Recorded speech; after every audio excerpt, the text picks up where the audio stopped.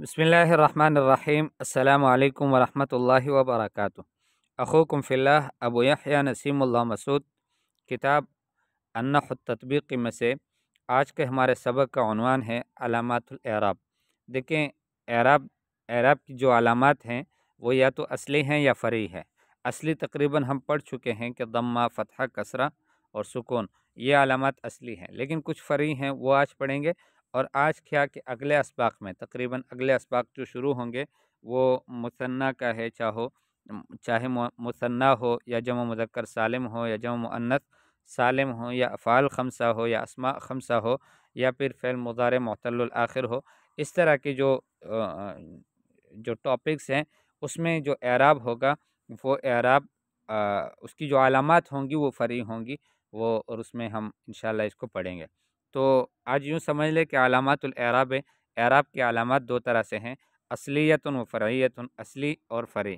اصلی ضمہ ہے رفع کے لیے، فتحہ ہے نصب کے لیے، کسرہ ہے جر کے لیے، اور سکون ہے جزم کے لیے۔ اور فرعی علامات کون کون سے ہیں؟ تو فرعی علامات الف ہے، واو ہے، یا ہے، اور فتحہ ہے، کسرہ ہے، نون ہے، حذف و حرف العلت ہے۔ یہ جو 1 2 3 4 5 6 7 یہ 7 جو علامات ہیں ان کو کہتے ہیں علامات الاعراب الفرعیہ، ٹھیک ہے، فرعی علامات ہیں۔ والعلامات الفرعیۃ منحصرۃ فی 7 ابواب، علامات فرعیہ منحصر ہیں 7 بابوں میں۔ ہی محل الدراست فی الدروس القادمہ، انشاءاللہ محل دراسہ وہی ہے انشاءاللہ آنے والے دروس میں، یعنی جس کو ہم پڑھیں گے اور جہاں پر ہم اس کی تطبیق کریں گے تو وہ علامات فرعیہ ہی ہوں گے اگلے والے دروس میں۔ اور وہ کون کون سے دروس ہوں گے انشاءاللہ؟ تو ایک تو مثنیٰ ہے، دوسرا جمع مذکر سالم ہے، تیسرا جمع مؤنث سالم ہے، اور چوتھا اسماء خمسہ ہے، اور پانچواں ممنوع من الصرف ہے، چھٹا افعال خمسہ ہے، اور ساتواں فعل مضارع معتل الآخر ہے۔ اس میں سے آج کے سبق میں ہم تاکہ ایک تو پڑھ لیں تو ہم مثنیٰ کو لے لیتے ہیں، تثنیہ کا مثنیٰ، اس کی جو علامات ہیں اعراب کی وہ فرعی ہیں، ٹھیک ہے۔ تو یہ پہلا ٹاپک ہے ہمارا، پہلا وہ درس ہے کہ جس کے اعراب کی علامات فرعی ہیں، اصلی نہیں ہے، تو وہ مثنیٰ ہے۔ مثنیٰ کس کو کہتے ہیں؟ ہوا ما دل علی اثنین او اثنتین واغنی عن المتعاطفین، یہ وہ ہے کہ جو دلالت کرے دو مردوں پر، یعنی دو مذکر پر یا دو مؤنث چیزوں پر شخصوں پر، کسی بھی پر، ٹھیک ہے، اور یہ مستغنی کر دے متعاطفین سے۔ متعاطفین سے مطلب یہ ہوتا ہے کہ فرض کریں آپ نے بتانا ہو کہ 2 موبائل، تو آپ کہیں گے کہ جوالن و جوالن، ایک تو یہ طریقہ ہے کہ ایک موبائل اور ایک موبائل، تو گویا 2 ہو گئے۔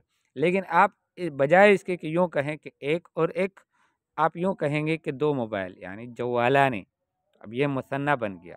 تو یہ مستغنی کر دیا آپ کو متعاطفین سے، یعنی 2 متعاطف، 2 اسماء جن کے اوپر عطف ہو کہ جوالن و جوالن یا قلم و قلم، ایک قلم اور ایک قلم، 2 ہو گئے۔ تو اس طرح کے بجائے آپ ڈائریکٹ ہی کہہ سکتے ہیں کہ 2 قلم۔ تو 2 قلم یہ عربی کی خاصیت ہے کہ آپ اس میں بتا سکتے ہیں کہ قلمان۔ تو ہوا ما دل علی اثنین او اثنتین، یہ وہ ہے مثنیٰ، اس کو کہتے ہیں کہ جو 2 مذکر پر دلالت کرتا ہو یا 2 مؤنث پر دلالت کرتا ہو۔ واغنی عن المتعاطفین، اور 2 متعاطفین سے وہ مستغنی کر دے۔ اس کی مثالیں جیسے مسلمان ہیں، فإنہ یدل علی اثنین، یہ 2 مسلمانوں پر دلالت کرتا ہے جو مذکر ہوں۔ ویغنی عن قولک مسلم و مسلمون، اور آپ کو مستغنی کر دیتا ہے، آپ کو جو ہے اس کی حاجت نہیں رہتی کہ آپ کیوں کہے کہ مسلمون و مسلمون، ایک مسلمان اور دوسرا مسلمان، تو ایک اور 2 مسلمان 2 ہو گئے، تو اس کو کہنے کی ضرورت نہیں ہوتی، بلکہ وہ نتیجہ جو اخذ ہوتا ہے وہ آپ بتا دیتے ہیں کہ مسلمان، 2 مسلمان۔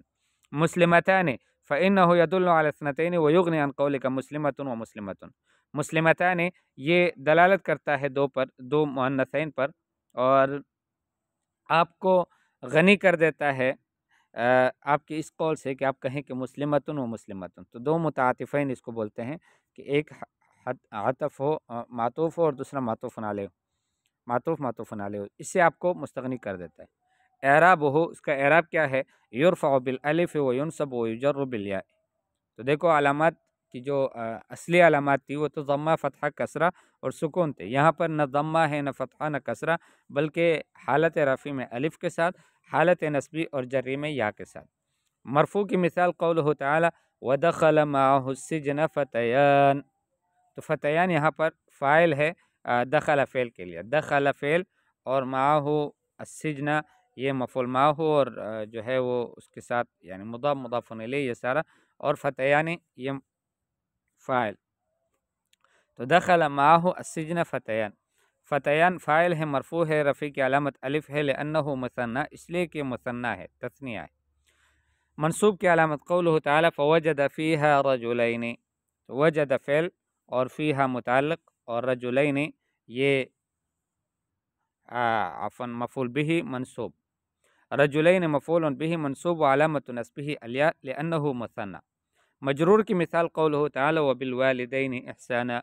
تو والدین الباء حرف جر ہے، مبنی علی الکسر ہے، اور الوالدین اسم ہے، مجرور ہے با کے ذریعے سے، اور جر کی علامت یا ہے لأنہ مثنى، اس لیے کہ مثنى ہے. وتقول، اور آپ یوں کہو گے حضر الطالبان رأیت الطالبین مررت بالطالبین. دو طلبہ آ گئے اور دو طلبہ کو میں نے دیکھ لیا. مررت بالطالبین، دو طلبہ کے پاس سے میں گزرا. ایسے ہی حضرت الطالبتان رأیت الطالبتین مررت بالطالبتین. دو طالبات آ گئیں، دو طالبات کو میں نے دیکھ لیا، دو طالبات کے پاس سے میں گزر گیا. تو یہاں پر حالت رفع میں الف کے ساتھ ہے، حالت نصبی اور جری میں یا کے ساتھ ہے. الملحق بالمثنى یہ انشاءاللہ اگلے سبق میں ہم پڑھیں گے کہ کچھ کلمات ایسے ہیں یا کچھ الفاظ ایسے ہیں کہ جن کا اعراب تو مثنیٰ ہی کا ہے، یعنی وہ حالت رفع میں الف کے ساتھ ہوتے ہیں، حالت نصبی اور جری میں یا کے ساتھ ہوتے ہیں، لیکن وہ مثنیٰ نہیں ہوتے، اس میں شروط نہیں ہوتے مثنیٰ کے، اعراب بس ایک ہی ہے، تو اس کو کہتے ہیں ملحق بالمثنى. انشاءاللہ اس کو اگلے سبق میں ہم پڑھتے ہیں.